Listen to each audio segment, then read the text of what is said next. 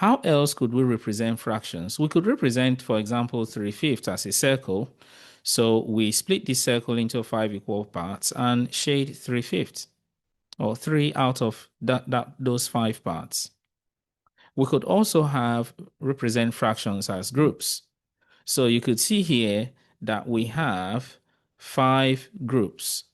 Okay, each group contains 4 circles. So we have that row, that row, that row, that row. So the yellow represents 3/5. We could also represent fractions on number lines. In this case, we have 10 equal parts, but we're required to represent 3/5.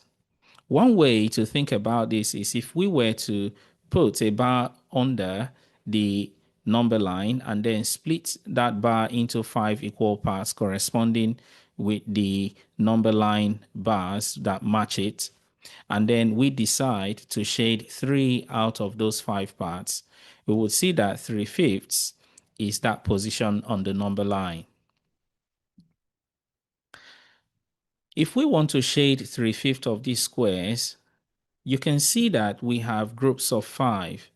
So remember, 3/5 means 3 out of every 5. So if we decide to shade 3 out of every 5, we would have this.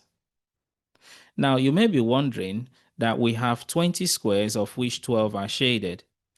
Well, something you should know is that 12 over 20 is actually an equivalent fraction of 3/5. If you don't know what that word means, those words mean equivalent fractions, don't worry.